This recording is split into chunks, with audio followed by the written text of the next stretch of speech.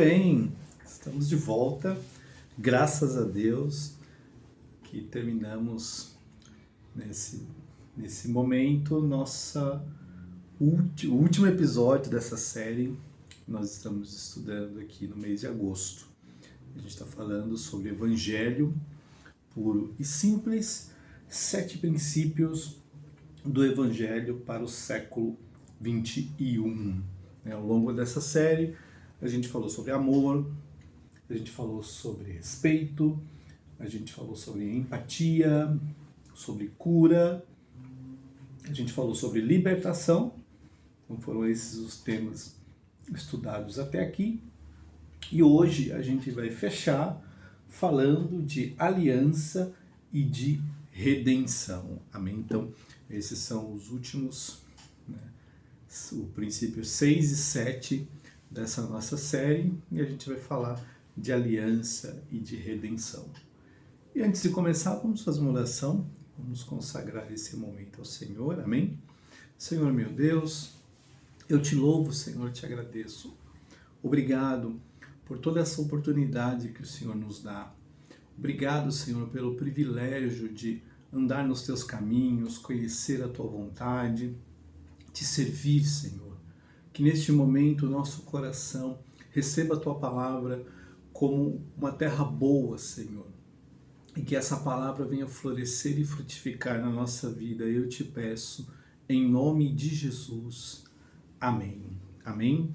Antes da gente falar desse princípio de aliança, acho que é interessante a gente visitar um pouco aqui o dicionário para ver qual que é a definição da palavra aliança. Eu até resgatei aqui. Aliança é um acordo de colaboração, proteção mútua e apoio.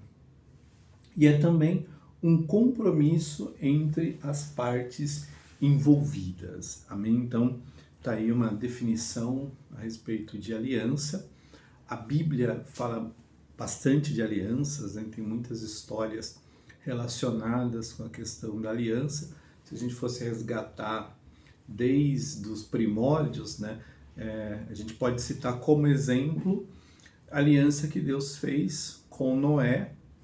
Logo depois que Noé saiu da arca, Deus colocou o arco-íris e aquilo foi um símbolo da aliança. E olhando para esse contexto, um compromisso que Deus assumiu de não destruir a humanidade novamente com águas de dilúvio. Então, esse foi um exemplo de uma aliança. Não tem só esta aliança na Bíblia.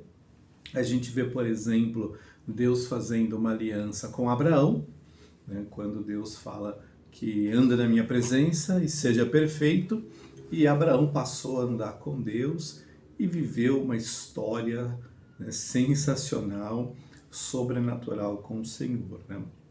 Deus também fez aliança com toda a nação de Israel no Monte Sinai, quando o povo recebeu os 10 mandamentos e depois outros preceitos relacionados com a lei. A gente vê também que Deus faz uma aliança com Davi, e dá para Davi a certeza de que sempre haveria um descendente dele sentado no trono de Israel. São exemplos de alianças que a gente vê no Antigo Testamento. Sempre que a gente pensa em aliança no Antigo Testamento, a gente vê Deus por um lado e um homem do outro. Claro, homens também fizeram alianças, não teve só Deus e os homens, mas homens e homens fizeram suas alianças. Mas se a gente olhar para esse aspecto, onde a gente coloca de um lado Deus, do outro lado o homem, a gente chega numa conclusão muito séria e ao mesmo tempo uma conclusão que cabe uma reflexão aqui. O que isso quer dizer? Que Deus, do lado dele, sempre foi fiel com a aliança que ele fez. O homem não foi fiel, sempre falhou, sempre quebrou essa aliança. A nação de Israel tinha a lei, A lei era um exemplo de aliança que Deus tinha feito com eles, com todos os preceitos que eles precisavam seguir. E chegou o momento que aquela aliança, aquela lei virou uma religião. E depois de virar uma religião, o homem, né, Israel quebrou aquela lei, né, e o povo foi levado para o cativeiro e ficou 70 anos, né, os judeus, 70 anos fora da terra prometida como consequência de uma série de atitudes que eles tomavam e que iam quebrando gradativamente e consistentemente essa aliança que o povo tinha com o Senhor. Então, de um lado, Deus sempre fiel, do outro lado, o homem sempre falho, né? Quando vem Jesus, né, Jesus vem com uma outra proposta. E é interessante porque tem um versículo que fala isso, né? Lá em Lucas, no capítulo 22, versículo 20, do mesmo modo, depois da ceia, pegou o cálice dizendo: este cálice é a nova aliança no meu sangue derramado por vocês. Então, a gente vê agora Jesus com uma outra proposta, uma outra aliança. Ele até fala, né? Esta é a nova aliança no meu sangue derramado por vocês. Então, se no passado Deus estabeleceu alianças que o homem quebrou, agora vem Jesus trazendo uma nova aliança, uma aliança que tem como assinatura, digamos assim, né, o sangue de Cristo que foi derramado por cada um de nós, né? Esta aliança é conhecida aí como a aliança da graça, né?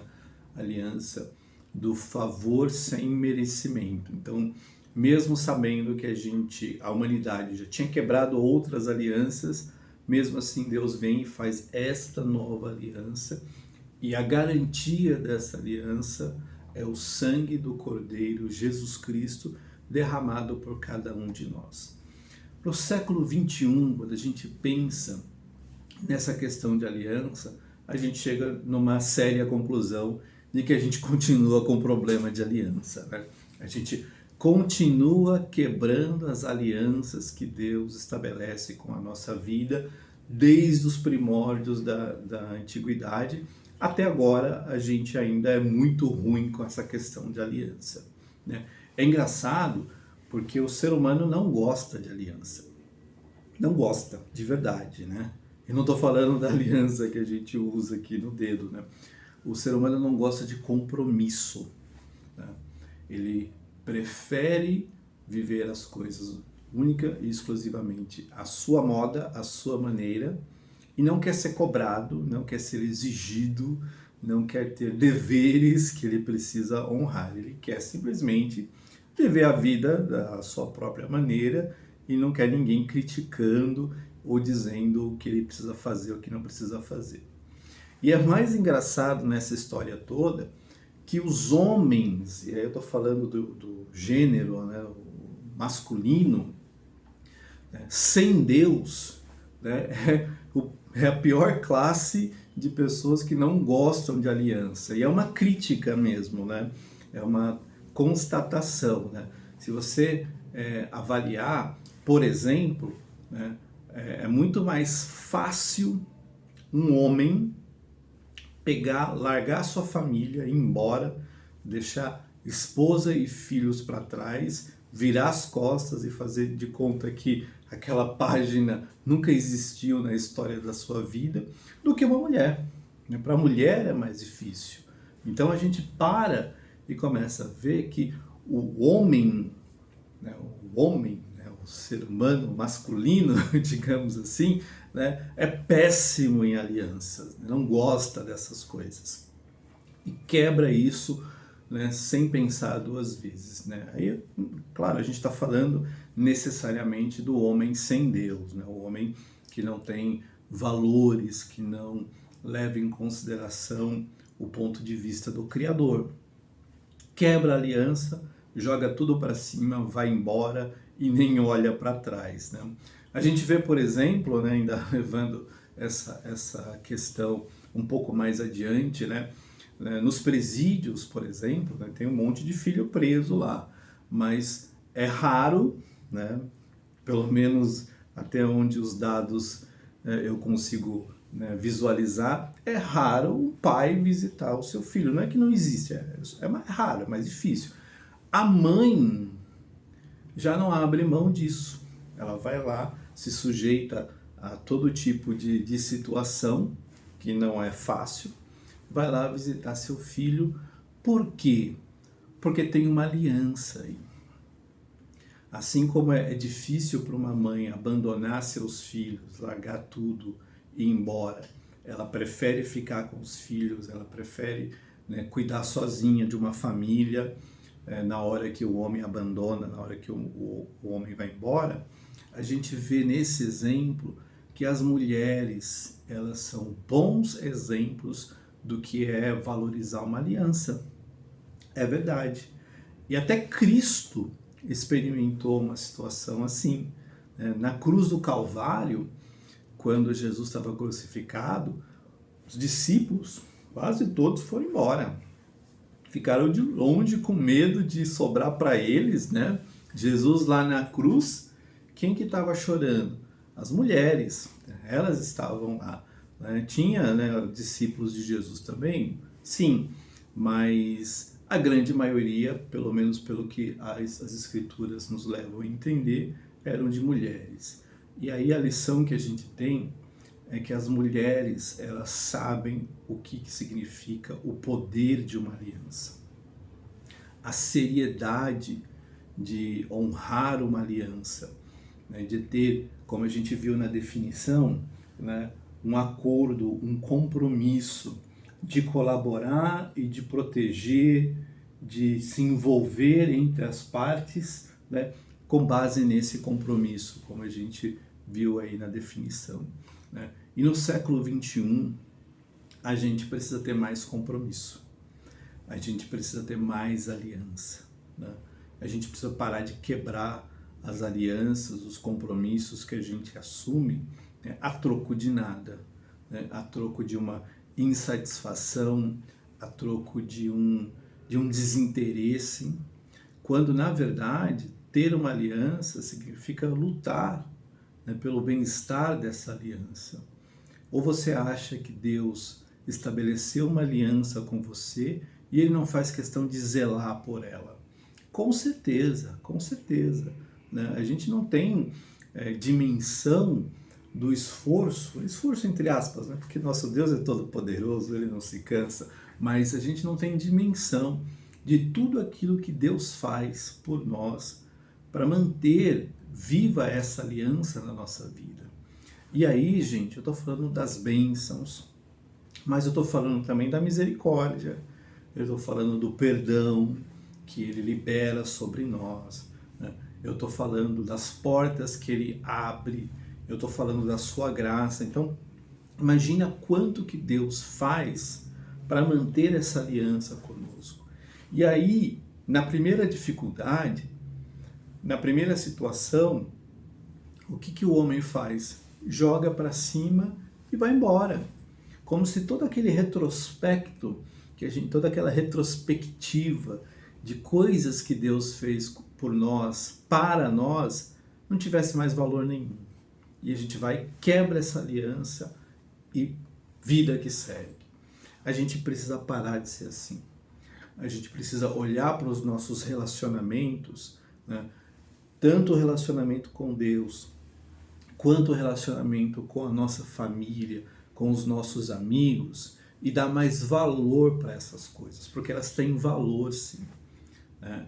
Diante de Deus, elas são muito caras. Né? Não estou falando, né, no sentido financeiro, estou falando de ser precioso, de ter importância. E a gente não pode abrir mão por conta de situações pequenas, situações que daria para superar, que daria para vencer, né? A gente simplesmente larga, deixa para lá e vai buscar outra coisa. Tá errado se a gente agir assim, porque aí a gente se torna volúvel, a gente se torna fácil de ir em qualquer direção, em qualquer sentido, e não tem raízes, não tem profundidade. E uma aliança, ela tem que estabelecer em nós vínculos. Vínculos com Deus, vínculos com os nossos familiares, né? Por mais defeitos que eles tenham, né, não dá para trocar isso, né? Tá no nosso DNA, então a gente tem que ter vínculo. A gente tem que olhar para a nossa família e falar: Senhor, eu quero ter uma aliança com a minha família.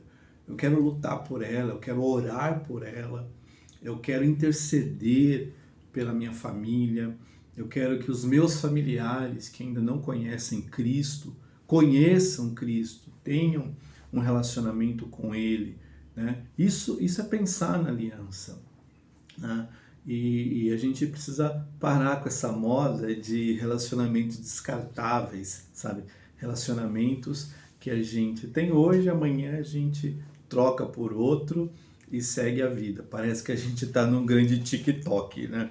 Tem lá seus 15 segundos, fez ali o que tinha que fazer, não fez, grava outro, porque aquele ali já não serve mais, né? Não é assim que funciona, né? Tenha uma aliança com Deus, tenha uma aliança com a tua família, com a tua esposa, com os teus filhos, com os teus pais, né? Porque isso enche o coração de Deus de alegria. Um homem que tem uma aliança com Deus e que zela por essa aliança, consegue ter uma aliança com a sua família, no seu casamento, com os seus filhos, porque a aliança é um princípio espiritual. E a gente precisa perseguir esse princípio, zelar por ele, porque se Deus dá valor para a aliança, a ponto de fazer alianças conosco, a gente tem que agir da mesma maneira. Principalmente porque Deus é Deus de aliança, né? Fez alianças no passado, né? Cristo trouxe essa nova aliança da graça, do amor, e Deus continua hoje sustentando esta aliança, né? Mantendo esta aliança válida, através da sua graça, do seu amor, da sua compaixão. Se Deus faz isso, nós precisamos fazer também. Nós precisamos também ser homens, mulheres de aliança, né, que honram seus compromissos, que valorizam seus compromissos, porque nas relações humanas, volúveis, tais quais são, né, nesse século XXI, tá difícil de viver com aliança. Mas a gente tem que ser diferente, né? A gente tem que olhar para o nosso semelhante, principalmente começando, né, dentro da nossa casa, e saber que muito do que a gente tem, muito do que a gente é, tá relacionado com as pessoas que nos amam, que nos cercam. E a gente tem que ter aliança com elas. Amém? E para terminar, a gente vai falar de redenção. Então, da mesma forma, vamos olhar lá a definição do que é redenção, né? Redenção, né, é um substantivo feminino, é o ato ou efeito de redimir. Redenção tem a ver com salvação, tem a ver com resgate, com libertação, com auxílio. Então, essas são algumas definições a respeito da palavra redenção, né? Então, redenção, redimir. Então, se a gente pegar redimir e tentar sondar um pouquinho mais, aí, aprofundar um pouco mais a respeito da definição do que é redimir, a gente vai ver que redimir é obter novamente, conseguir, reaver, conseguir a libertação ou a salvação de outra pessoa ou de si mesmo. É um sinônimo, livrar, libertar. Terceiro, tirar ou sair do perigo ou da condenação. A gente está falando aí de salvar. Quarto, oferecer ou receber compensação. Quinto, ser reabilitado em relação a alguma coisa, por exemplo, um crime, uma falha ou um pecado. Tornar-se puro em relação a alguma coisa. é um sinônimo de espiar, espiar aí com X, sentir arrependimento ou arrepender-se. Então, essas são definições do que seria, né, redimir, que está conectado aí com a questão de redenção, né? E a Bíblia conta uma história de redenção que é emocionante, né? Tem várias, na verdade, né? Várias histórias de redenção na Bíblia. Quando a gente pega para esse sentido, né, olhando principalmente o último, que é o sentido de sentir-se arrependido, que é a história de Pedro. Vamos ler junto? É um texto que está lá em João, no capítulo 21, né? São os versículos 15 até o versículo 17. Olha só como diz a palavra do Senhor. Depois de terem comido, Jesus perguntou a Simão Pedro: Simão, filho de João, você me ama mais do que estes outros me amam? Pergunta de Jesus, né? Já pensou Jesus chegar para você e falar assim: e aí, você me ama mais do que o pastor? Você me ama mais que a sua esposa? Né? Você me ama mais que seus filhos, né? Ele respondeu: sim, o Senhor sabe que eu o amo. E Jesus lhe disse: apacente os meus cordeiros. Jesus perguntou pela segunda vez: Simão, filho de João, você me ama? E ele respondeu: sim, o Senhor sabe que eu o amo. E Jesus lhe disse: pastorei as minhas ovelhas. Pela terceira vez, Jesus lhe perguntou: Simão, filho de João, você me ama? Pedro ficou triste por Jesus ter perguntado pela terceira vez: você me ama? E respondeu: o Senhor sabe todas as coisas, sabe que eu o amo. E Jesus lhe disse: apacenta as minhas ovelhas. E por que esta é uma história de redenção, né? Na noite em que, no momento da crucificação, né, na verdade, quando Jesus estava sendo julgado, antes da sentença da crucificação, Pedro estava por ali para ver o que ia dar, né? Só que pouco tempo antes daquele momento, Jesus tinha dito para Pedro: Pedro, você está aí, né, falando que está comigo e etc e tal, mas antes que o galo cante, você vai me negar 3 vezes, né? Talvez Pedro falasse assim: Jesus, que é isso? Não, jamais vou fazer uma coisa dessa, né? Acontece que ele fez, né? Quando Jesus foi preso, que Pedro foi para lá para ver o que ia dar aquela situação, perguntaram: e aí, você está com eles, né? Você fala como eles, você é do grupo dele, né? Pedro falou: não, não, não, não. E por fim ele realmente negou as 3 vezes. E quando o galo cantou, Pedro lembrou daquilo que Jesus tinha dito e desabou, né? Sumiu o chão para ele, né? Negou Jesus 3 vezes. É interessante porque depois que Jesus ressuscitou, apareceu para os seus discípulos, nesta ocasião aqui, eles estavam fazendo uma refeição, e aí Jesus perguntou 3 vezes para Pedro se Pedro o amava. E a gente vê que Pedro ficou triste, né? É muito fácil a gente conectar essas 3 vezes da pergunta de Jesus com as 3 vezes em que Pedro negou. E eu acho que de uma certa forma até faz sentido, né? Tem alguma relação aí entre o momento da negação e agora o momento da confirmação, né? Mas é interessante que, independente da gente estabelecer essa relação, e se ela vale ou não vale, né? A discussão aqui não é nem essa, mas a gente vê que Pedro estava arrependido. Pedro estava diferente. Se antes ele estava aí se achando o super Pedro, agora era um Pedro quebrantado. Um Pedro que, vendo Jesus ressuscitado, vendo Jesus, né, passando pela morte, passando pela ressurreição, né, vê que Jesus não desprezou Pedro, não falou assim: ah, Pedro, você me negou, então foge, fora, né, vai embora porque você não tem mais parte comigo.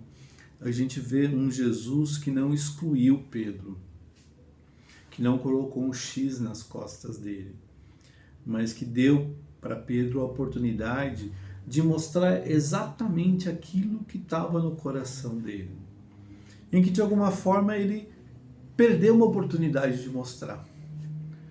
Não vamos culpar Pedro, né? A gente nega Jesus tantas vezes e a gente nem dá conta, né? Pelo menos Pedro deu conta que ele tinha negado, né? E a redenção de Pedro foi exatamente o ato de se arrepender, de entender que ele estava errado, que Jesus não é para ser negado, Jesus é para ser amado, né? E isso é uma das coisas que a gente tem que levar para os nossos dias hoje, né? Vamos parar de negar Jesus. A gente nega Jesus com as nossas preguiças, com as nossas indisposições, com o nosso desejo de fazer aquilo que é a vontade da nossa carne. A gente nega Jesus com a dureza do nosso coração. A gente nega Jesus com a nossa insensibilidade, com os nossos preconceitos. A gente nega Jesus de tanta forma, e Jesus não é para ser negado, Jesus é para ser amado, né? E uma história de redenção que teve um momento crítico, que foi a negação, não terminou ali, porque Deus deu uma oportunidade para Pedro mostrar realmente aquilo que estava no coração. Quando Pedro fala, Senhor, eu te amo, o Senhor sabe todas as coisas, o Senhor sabe que eu te amo. Olha de novo para isso, né? Na primeira vez ele fala, sim, Senhor, né? O Senhor sabe que eu amo, né? Aí Pedro pergunta, Jesus fala, mas e aí, você me ama? Sim, o Senhor sabe, né? E ele termina dizendo, o Senhor sabe todas as coisas. E dentre todas essas coisas, o Senhor sabe que eu te amo. Pedro não estava se desculpando, se justificando, não estava querendo colocar uma pedra naquele assunto ou fingir que ele não tinha acontecido. Mas ele estava ali rasgando o coração e dizendo, Senhor, olha, o Senhor sabe que eu te amo, né? Eu neguei, eu errei, eu não deveria ter feito, mas quando o Senhor olha para o meu coração, vai encontrar alguém que te ama de verdade, né? E tem que ser assim, né? Por mais que a gente tenha falha, e a gente tem várias, né? Um monte delas, né? Dá para fazer coleções de falhas, mas o mais sensacional de tudo, o mais maravilhoso de tudo, é você, na tua oração, na minha oração, a gente fala assim, Senhor, o Senhor sabe de tudo, né? O Senhor sabe que eu te amo. Eu pequei, eu falhei, eu te neguei, mas o Senhor sabe que eu te amo, né? Porque o Senhor sabe todas as coisas, né? Uma história de redenção aqui de Pedro que termina com uma declaração de amor, né? Uma declaração de amor pelo Senhor. Senhor, o Senhor sabe que eu te amo. E a gente termina essa série exatamente neste ponto, para dizer, Senhor, o Senhor sabe que a gente te ama, né? Às vezes a gente falha demais, às vezes esses princípios são pura teoria na nossa vida, a gente não poderia viver assim, infelizmente a gente vive, mas o Senhor sabe que a gente te ama, né? O Senhor sabe todas as coisas. Então, em nome de Jesus, que o Espírito Santo de Deus entre no nosso coração e venha nos transformar de dentro para fora. A gente termina essa história de redenção conectando lá com o primeiro princípio, que era o princípio do amor, né? Porque o amor vai fechar esse ciclo, vai fechar esses 7 princípios, né, em torno de algo que é uma verdade sobrenatural, viva, não fique só na teoria. E isso conta para mim também, né, porque essa palavra também fala comigo. Eu preciso amar mais a Deus, amar mais o meu semelhante, eu preciso ter mais aliança. E quando a gente tiver falhas, e a gente tem o tempo todo, que a gente tem o coração quebrantado para chegar diante do Senhor e dizer, Senhor, o Senhor sabe que eu te amo, né? O Senhor sabe todas as coisas. E Ele vai te amar sempre, te abençoar e te perdoar, porque a palavra do Senhor diz que um coração quebrantado o Senhor jamais despreza. Então Ele não vai desprezar o teu coração. não vai desprezar o meu coração. Amém?